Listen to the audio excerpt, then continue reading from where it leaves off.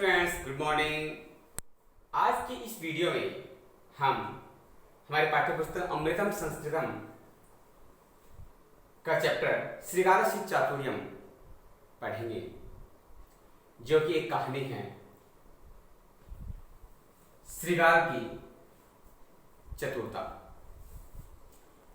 पहले कथा का सार सुनिए कि किसी वन में एक महाचतुर नामक श्रृंगार रहता था। एक दिन वो वन में घूम रहा था और वन में घूमते हुए उसे एक मरा हुआ हाथी मिला। उस हाथी के चारों ओर घूमते हुए उसने उसकी चमड़ी को या त्वचा को काटने का बहुत प्रयास किया, लेकिन वो उसे काटने में समर्थ नहीं हो सका। इतने में ही कोई शेर वहां आया और उस शेर को देखकर और वो भयभीत हुआ और सिर झुकाकर उस शेर से बोला कि हे स्वामी, मैं आपका पहरेदार या मैं आपका सेवक हूं और आपके लिए इस हाथी की रक्षा कर रहा हूं। स्वामी, इसे खाइए।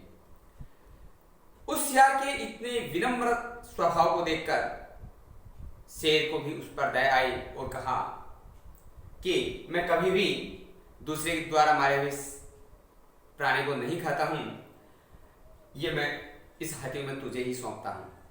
और ये कहकर शेर वहां से चला जाता है।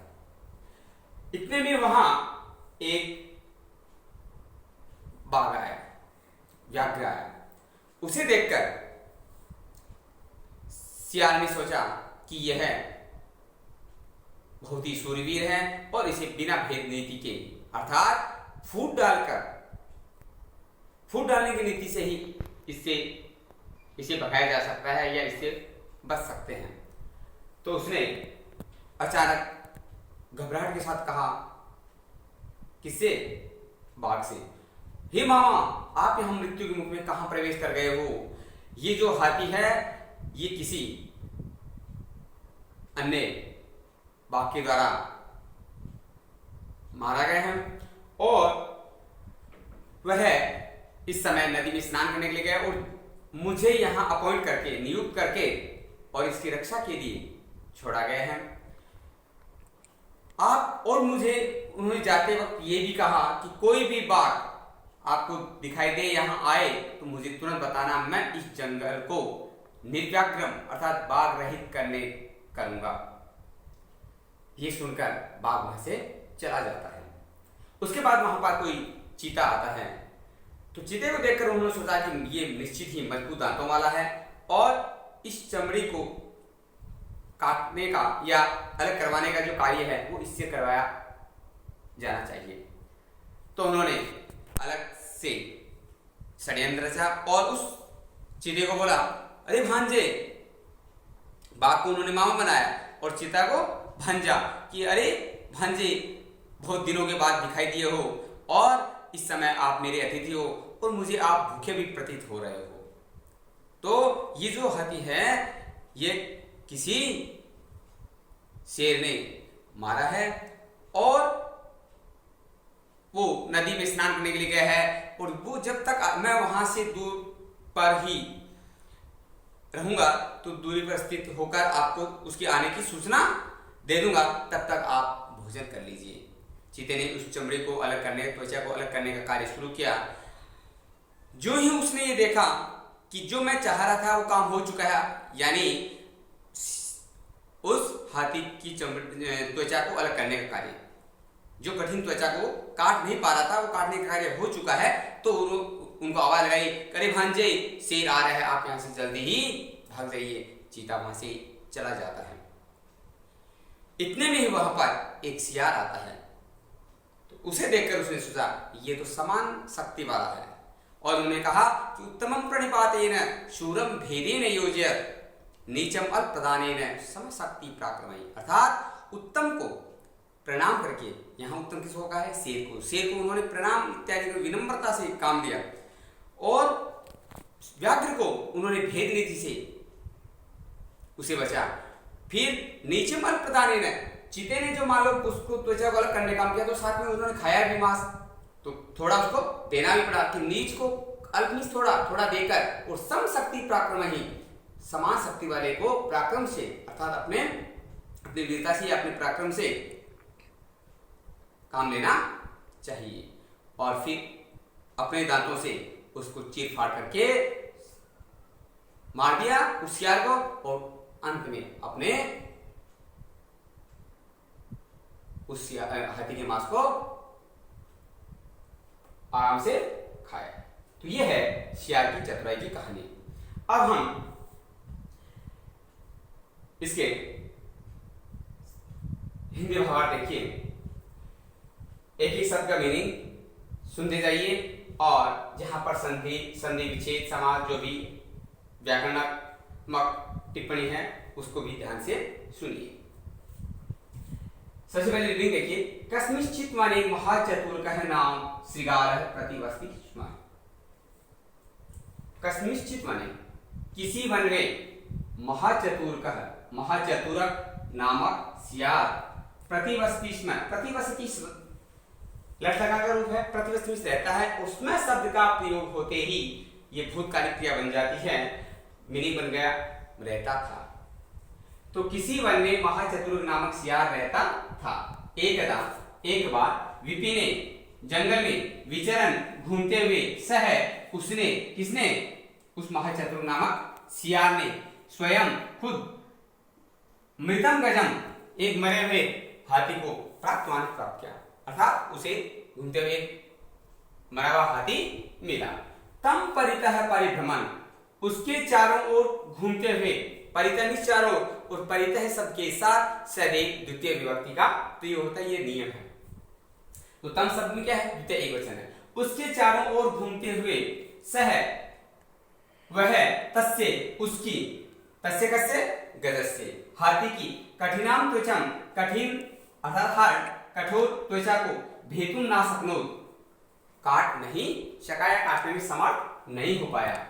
अत्रावसरे अत्र प्लस अवसरे, अत्र प्लस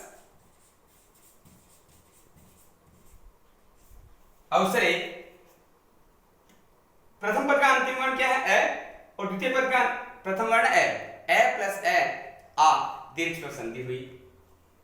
अत्रावसरे कश्चित् सिंह तत्रैव समागच्छत्, कह प्लस चित् कश्चित्,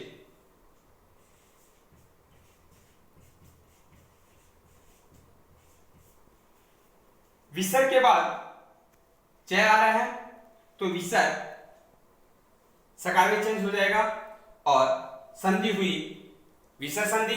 नेक्स्ट तत्रैव, तत्रैव का संधि विच्छेद होगा तत्र प्लस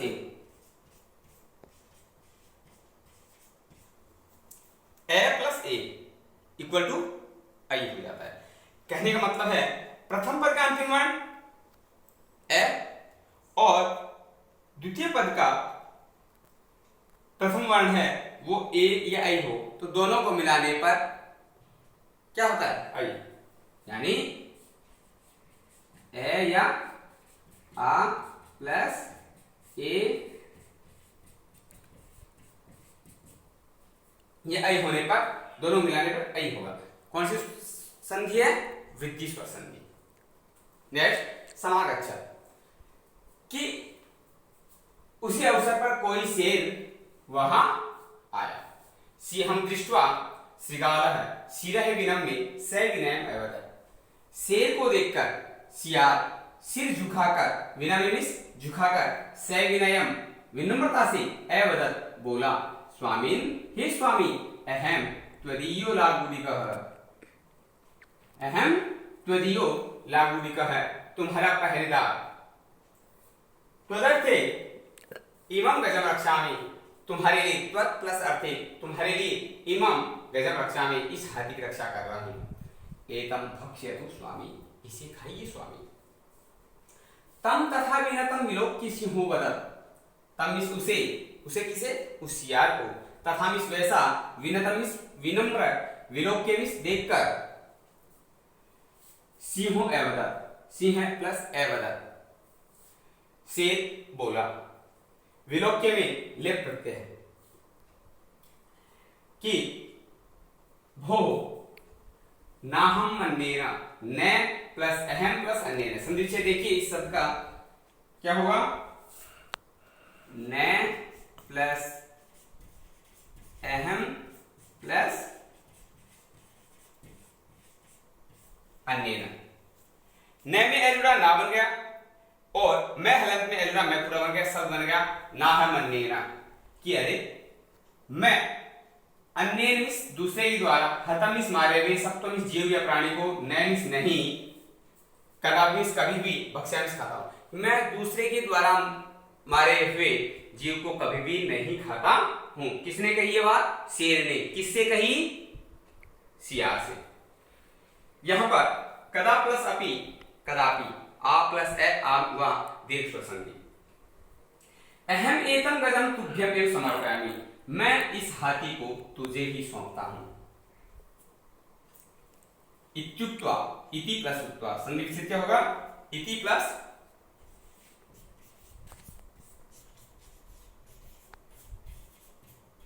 इति प्लस उक्त्वा इत्युक्त्वा, ई के स्थान पे ये और ये हलंत हुआ, उस हलंत ये में उ मिला, यू बन गया और तय हलंत बचा, वो तय हलंत। इत्युक्त्वा इति प्लस आदि इत्यादि, यदि प्लस अपि, यद्यपि, यन स्वर संधि।